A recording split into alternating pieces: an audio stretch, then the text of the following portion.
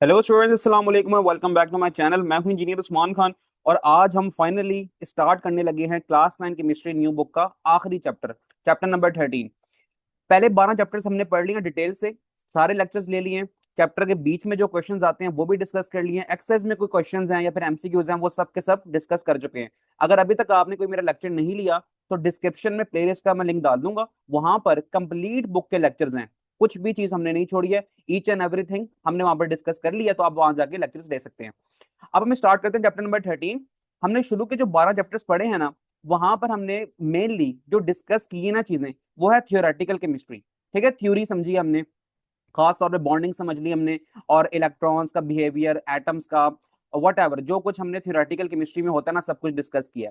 Chapter number 13 हमें just यही बता रहा है कि आपने जब उन थियोरेटिकल चीजों को अप्लाई करना है रियल लाइफ के अंदर, तो आप लैब्स के अंदर जाके किस तरह एक्सपेरिमेंट्स को करेंगे, और क्या क्या आपने आपके पास स्किल्स होनी चाहिए ऐसी क्या, और क्या क्या चीजें आपने मद्देनजर रखनी है अपने एक्सपेरिमेंट्स करते हुए। ठीक है, तो सब कुछ ये डिस्कस करेंगे यहाँ पर। इंट्रोडक्शन पढ़ते हैं आज, और फिर नेक्स्ट लेक्चर से ना मजीद बातें और डिस्कस करेंगे।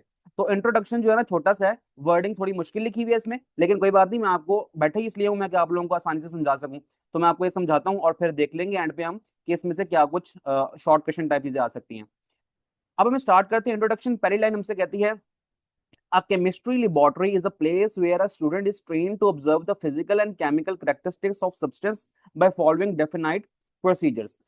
केमिस्ट्री की जो लैब है ना, ये ऐसी जगह है जहां पर स्टूडेंट्स को ट्रेनिंग दी जाती है कि वो सब्सटेंस की फिजिकल और केमिकल प्रॉपर्टीज को ऑब्जर्व करें। ठीक है, अब फिजिकल प्रॉपर्टीज क्या होती हैं और केमिकल प्रॉपर्टीज क्या होती हैं, इन बारे में तो इन चीजों के बारे में तो हम पूरी केमिस्ट्री में डिस्कस करके आ चुके हैं। ठीक है, अगर थोड़ा सा आइडिया चाहिए तो फिजिकल प्रॉपर्टीज होती हैं कि आप कलर को ऑब्जर्व करो किसी भी सब्सटेंस के, आप उसके साइज को डिस्कस करो, या फिर आप उसकी जो बाहिर जो नजर आने वाली चीजें ना उनको डिस्कस करो, melting point, boiling point, what ever. और केमिकल प्रॉपर्टीज होती हैं कि वो सब्सटेंस रिएक्ट किस तरह कर रहा है। तो ये हमारे पास फिजिकल और केमिकल प्रॉपर्टीज होती हैं, और इनको हम लैब के अंदर जाके डिस्कस करते हैं या फिर ऑब्जर्व करते हैं या फिर देखते हैं, और बाय फॉलोइंग डेफिनेट प्रोसीजर्स। कुछ प्रोसीजर्स अब हम डिस्कस करेंगे यहाँ पर, उनको मद्देनजर रखते हुए आगे। Before starting the laboratory work, lab का काम शुरू करने से पहले student should be get himself familiarised with the layout of the laboratory. अच्छा, स्टूडेंट को ना कम से कम इतना पता होना चाहिए कि लैब हमारी किस तरह अरेंज हुई है। लेआउट कहते हैं कि हमारी लैब अरेंज किस तरह हुई है, उसमें कौन सी चीज कहां पर पड़ी हुई है। ठीक है, अच्छा, and various fittings provided in the laboratory table as well as the side shelves. और उसको ये भी बता होना चाहिए कि हमारे पास फर्ज करो कोई स्पेसिफिक केमिकल किस शेल्फ के ऊपर पड़ा हुआ है, या फिर हम ये कह सकते हैं कि कोई स्पेसिफिक इक्विपमेंट जैसे कि ब्योरेट हो गया, मजरिंग सिलेंडर्स हो गए, और भी कोई भी केमिस्ट्री लैब अगर आप देखें ना अपने स्कूल्स के अंदर, तो वहां पर आपको ना प्रॉपर वेल ऑर्गेनाइज्ड फॉर्म में आपको चीजें नजर आएंगी कि आपकी चीजें वहां पर पड़ी हैं। तो आपको सब पता होना चाहिए कि कौन सी चीज कहाँ पड़ी होती है। इमरजेंसी की सूरत में आपको ये पता होना चाहिए कि आपने कहाँ से एग्जिट लेना है और क्या सेफ्टी मेजर्स आपने देखने हैं। तो ये सब कुछ इन चीजों के बारे में आपको पता होना चाहिए। यहां तक हम पढ़ चुके हैं अब तक। Students are expected to conduct themselves in a responsible manner at all the time in the lab. Student से ये उम्मीद की जा सकती है कि बच्चे ऐसा ही जिम्मेदारी का मुजाहरा करें बच्चे, और अपना बिहेवियर इस तरह रखें कि वो बिल्कुल भी ना बच्चों वाला बर्ताव ना करें। अब वो जब लैब्स के अंदर आए तो प्रॉपर रिस्पॉन्सिबल वे के अंदर वो एक्सपेरिमेंट्स की तरफ ही ध्यान दें। ठीक है, आगे। They are advised not to not to work alone in the lab. अच्छा, अब बच्चे देखो, बिल्कुल क्लास 9 की अगर हम बात करें, क्लास 9 के बच्चे को इतना नहीं पता कि हमने कौन सा केमिकल को किस केमिकल के साथ रिएक्ट करवाना है, या कौन सा प्रोसीजर हमने किस तरह फॉलो करना है। तो वो अकेला काम ना करे, बल्कि कोई एक्सपर्ट जैसे कि लैब अटेंडेंट होते हैं या फिर आपके जो टीचर्स होते हैं, उनकी निगरानी के अंदर ही ना आपने जाके एक्सपेरिमेंट्स वगैरह करनी है। ठीक है, आगे बढ़ते हैं हम। Experiments should be performed in the presence of lab instructor and other laboratory staff. ये मैंने आपको अभी अभी डिस्कस किया बात कि अगर आपने कोई एक्सपेरिमेंट्स करने हैं तो लैब अटेंडेंट या फिर लेबोरेटरी स्टाफ होता है ना, उसी की निगरानी के अंदर आपने ये सब कुछ डिस्कस करना है और ये सब कुछ एक्सपेरिमेंट्स वगैरह करने हैं। आगे, all equipment should be check before use. सारे इक्विपमेंट्स को पहले अच्छे से ध्यान दे लो, अच्छे से समझ लो कि ये एक्सपेरिमेंट्स में जो आपके इक्विपमेंट्स, जो अपरेटस इस्तेमाल होंगे, उनकी वर्किंग क्या है, वो किस तरह इस्तेमाल कर सकते हैं हम according to the requirements of the experiment. ठीक है, कोई भी एक्सपेरिमेंट के अंदर आपने कौन सा अपरेटस इस्तेमाल करना है, तो इसके बारे में आपको पता होना चाहिए कि हर स्पेसिफिक अपरेटस की क्या क्या वर्किंग है। आगे चलते हैं।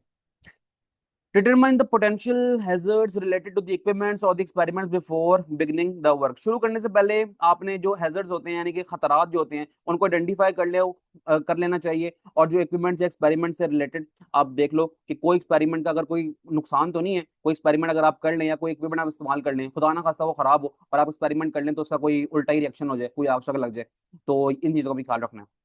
Appropriate safety precautions must be observe at all the cost. हमेशा सेफ्टी रूल्स को फॉलो करना जरूरी है। आगे काफी अजीब अजीब सी बातें लिखी हैं, लेकिन खैर समझने के लिए बातें हैं, आपने इसको समझ लेना है ताकि आप ये रूल्स ज़हन में बैठाएं और फिर जब लैब में काम करें तो सारी बातें आपके ज़हन में होनी चाहिए, यार क्या हमने किस तरह अपने एक्सपेरिमेंट्स को फॉलो करना है। देर मस्ट नॉट बी अच्छा there must not be any crowding in the lab and student should stick to their work place at a safe distance from each other. देखो यहाँ पर उन्होंने एक और बताई हुई है बात कि आपने इस तरह भी कर लेना है कि जहां पर आप लैब में काम कर रहे हैं तो ऐसा ना हो कि लैब के अंदर बहुत ज्यादा रश हो। जब बहुत ज्यादा रश होगा तो फिर आप खुदा ना खास्ता किसी हादसे की सूरत में ना फिर आपसे ना लैब के अंदर से आपको एग्जिट लेना बहुत मुश्किल हो जाएगा। इसलिए आपने ओवर क्राउडिंग से बचना है। और जब भी आप काम कर रहे होंगे ना तो हर दूसरे बंदे से आपने एक प्रॉपर डिस्टेंस भी बना के रखना है। तो ये ना हो कि आप एक्सपेरिमेंट कर रहे हो और आपकी गलती की सजा जो है ना बेचारा दूसरा बंदा भुगत रहा हो। तो यहाँ पर ये समझाने की जरूरत समझाना चाह रहा है। Don't bring any food items in the lab. खाने की कोई चीजें मत लेके आना, बाहर से अच्छे से खा के आ जाना, लैब में लेके ना आना चीजें। नेवर टेस्ट और स्मेल एनी कंपाउंड और गैस। किसी भी कंपाउंड या फिर गैस को स्मेल या फिर चखना नहीं है, ठीक है।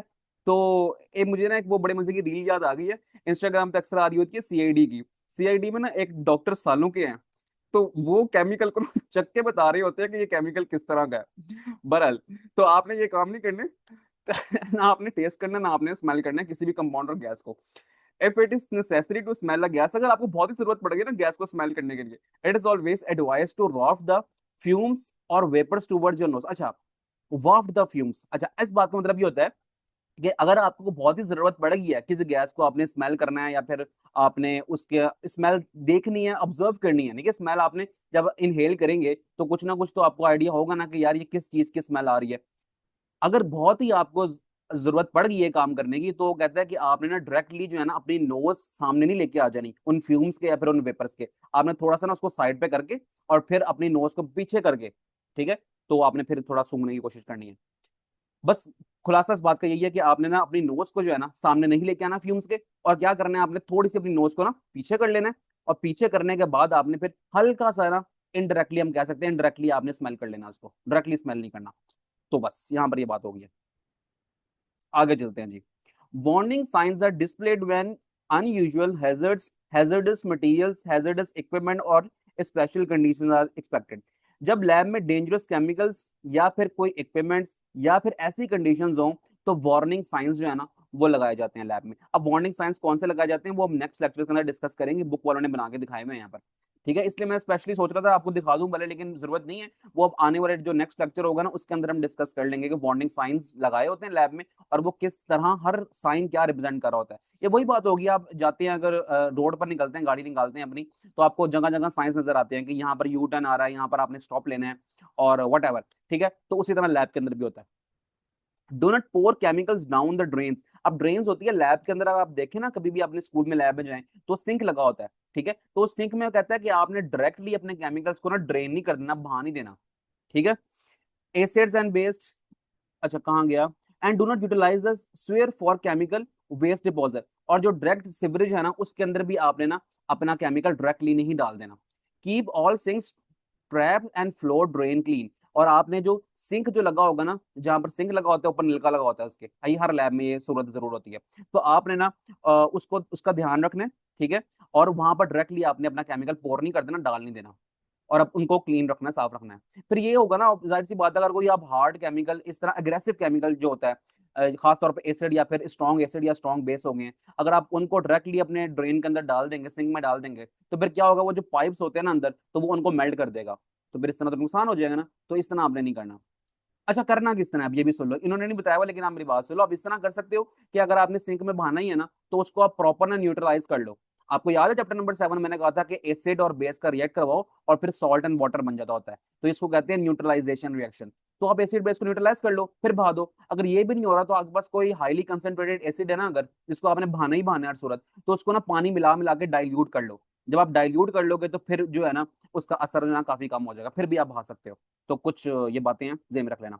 Laboratory chemical waste can be dispose of in the sewer or trash bin if they are not hazardous material. कहते हैं अगर कोई कैसे केमिकल है जो ज्यादा खतरनाक नहीं है, नॉन हैजर्डस, ज्यादा खतरनाक नहीं है, तो उनको आप डस्टबिन में डाल दो या फिर जो है ना आप सिंक में बहा दो। Acid and base are first neutralise. ये आ गई बात जो मैं अभी डिस्कस कर रहा था कि एसिड और बेस को अगर आपने बहाना है तो आप पहले उसको न्यूट्रलाइज करो, एसिड बेस रिएक्शन कराओ, और फिर उससे क्या बनेगा, सॉल्ट एंड वाटर।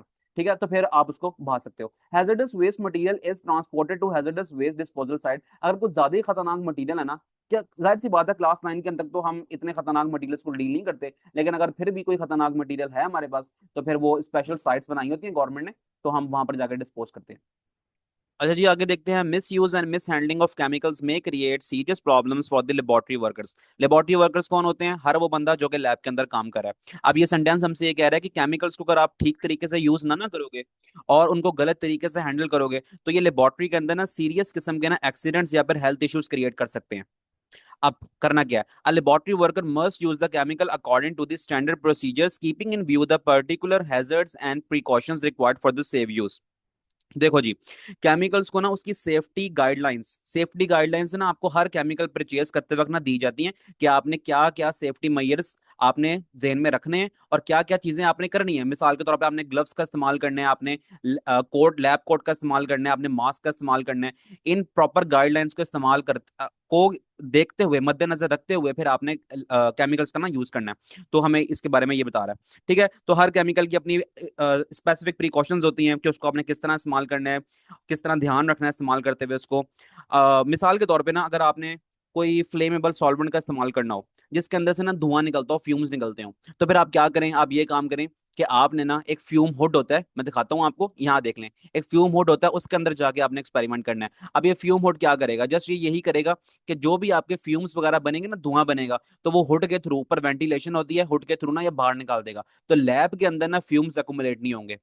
तो ठीक हो गई आज तक बात, आगे चलते हैं।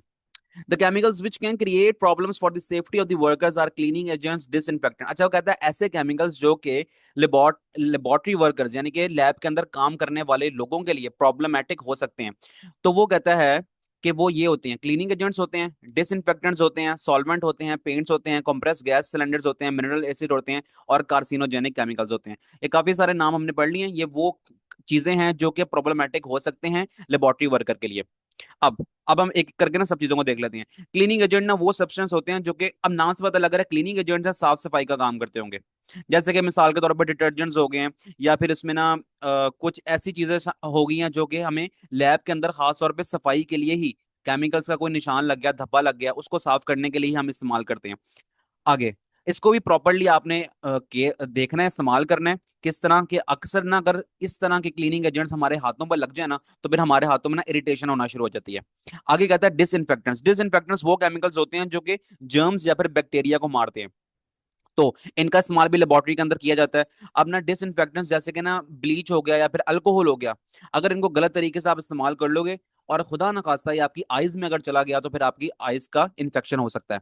इसी तरह कहते हैं एक और खतरनाक चीजें हैं, जैसे कि सॉल्वेंट की बात कर रहा है वो तीसरे नंबर पे यहाँ पर, सॉल्वेंट की। अब सॉल्वेंट तो हम छोटी क्लासों में पढ़ते आ रहे हैं, सॉल्वेंट क्या चीज होती है? ऐसी चीज जो कि अपने अंदर सल्यूट को डिजोल्व करवा ले। तो सॉल्वेंट खास तौर पे लैब्स के अंदर जब इस्तेमाल करते हैं ना हम, वो ऑर्गेनिक सॉल्वेंट्स होते हैं, जैसे कि इथेनॉल हो गया, एसीटोन हो गया, बेंजीन हो गया। अब ये ना सारे के सारे फ्लेमेबल सॉल्वेंट होते हैं।